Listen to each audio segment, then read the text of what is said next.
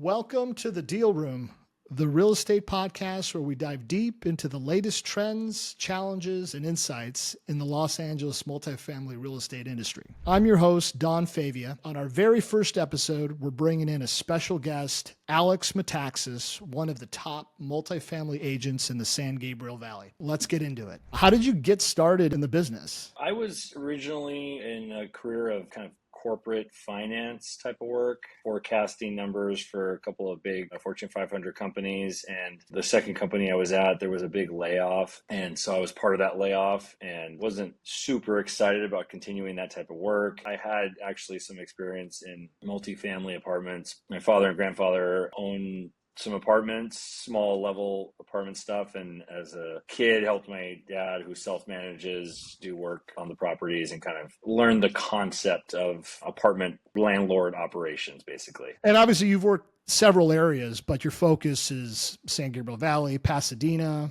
Altadena. Those are the primary cities, but I've transacted a lot around other parts of greater LA. What would you say makes those areas or that specific greater location unique compared to just mid-city LA or other parts of LA? There's a lot of foreign money there, particularly Asian money. That has been a very steady flow of investment capital into that small market. And it's helped it through tough times because if there's locally a tough time happening, there's still foreign money coming in or money that's already in and then needs to be deployed and parked in the real estate. And that area, the northern San Gabriel Valley, is adjacent to the southern San Gabriel Valley, which are predominantly Asian demographic cities, which is good. So it's helped it. It's helped it through tough times. How have the recent rent control measures affected multifamily owners in these areas, specifically Pasadena? There had been pushes to have a citywide rent control measure there in that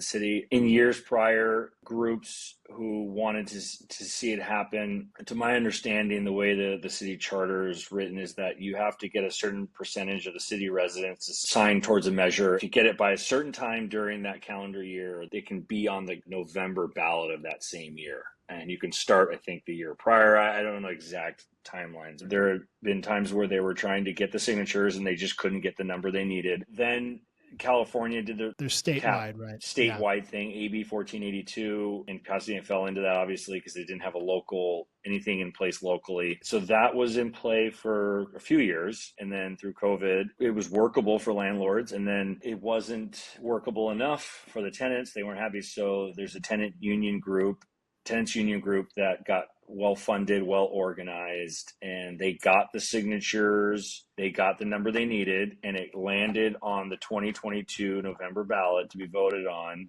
The charter was written by the tenants union group. I've been told that it's not well written. So it's pretty vague. It's just not written by politicians who Right. are used, and lawyers who are used to writing bills and laws and things that are going to affect society, right? It got on November ballot 2022. It barely made it on a win. I think 51 to 49, I think it ended up being. And then it went into effect January 1st of 2023. So we're in the second year of the local rent control.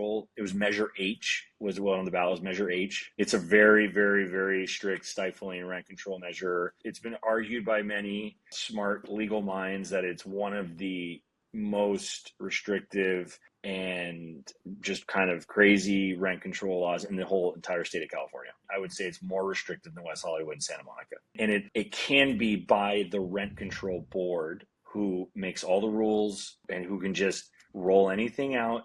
They're completely autonomous from the city. There's no checks and balances against them. The city council, the mayor, nobody has any power over the rent control board. And the rent control board is, in the charter is written that the rent control board is predominantly tenants, non-property owning renters. It has to be more than half. There's 11, and 7 have to be renters who don't own property. There's politicians who have said off the record at Pasadena that, like, wow, this should not have gotten through. Has there been any movement to potentially get rid of it in some manner, or is that not even anywhere in the universe of this? Is this something that we're going to have to live with? It was challenged in the courts, and at the first level, it was ruled in favor of it, and nothing happened. And it hasn't been appealed yet. Apparently, the decision by the judge was really well written to prevent an appeal. It was like, no, this is here to stay. This is fine.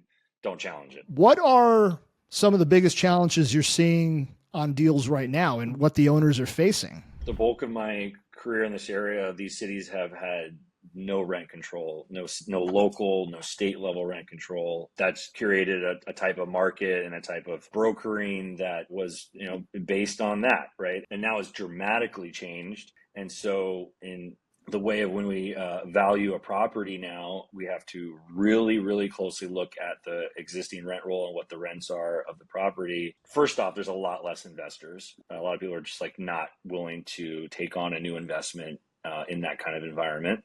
Right. Those who are left want a better return on their money. And they know that the upside is much further out than it was before. It sounds like the investors in that area are going to go more towards the more customary rent control business plans for buying out tenants and such, maybe a cash for keys. Do you know if there's anything in the laws that makes that harder? Any cash for keys agreement has to actually go in front of the rent board for approval. I didn't know that until I was selling something recently, and the buyer during escrow was allowed to approach the tenants to negotiate some, cash for keys buyouts. Just very straightforward conversations about would you be interested in moving and how much, would you want to move? And we found out during the escrow that the rent control board would have to approve any agreement that was made between the tenant and that potential buyout person. So what you're telling me is that a landlord and a tenant, they can agree on something, but that's not good enough. That's not good enough. Yeah. It needs to be approved by the rent control board. That's shocking. Yeah. That's shocking. That's the first I've heard of that, and that's absolutely shocking. So this was based on recent experience. I don't know 100% if the rent control board has to sign off on it. Okay. But they did create a buyout form that they want completed. The other thing I wanted to definitely chat with you about is the statewide Proposition 33, which every apartment owner that I know, on the west side is keeping their eye strongly on that. That's going to change the whole market in a way we have not seen in our lifetimes. What are your investors, now that they've gotten hit with rent control, and now this is potentially according to I don't know if you believe them, but according to the polls, it's in the lead right now to pass, which is a little bit really? shocking. It's 37% is for it, 33% is against it, with the remaining undecided. So what are your investors doing to prepare if this does pass? Is there anything to do? Most investors I know are not investing. So they're just sitting and waiting. Is anybody selling? So I have some people that are interested in selling. It seems like it's more because of the local rent control in Pasadena versus the bigger Prop 33 situation. Because in my main territory there of the Western San Gabriel Valley, there hasn't been any buzzings of Prop 33 doing anything. No city has come out and said, okay, if this happens, we're going to do this. They haven't said they're not either. You just don't know. They will have the power to do what they want. We had a kind of a small cluster of listings from one client getting out, trying to downsize their holdings in Pasadena. And that was a Measure H driven decision. Based on rent controls there. And the local rent control there, just to have less of a foothold in the city. We were able to sell one of the listings. The other ones were, still continuing to try to sell them, but it's a tough market, and they're being faced with, do I just stay with this property, or do I have to sell it for a price that I disagree with the value? I think it's worth more, right? That's a rock and a hard place. Are they willing to meet the market? And that's the time will tell that if how they answer that question.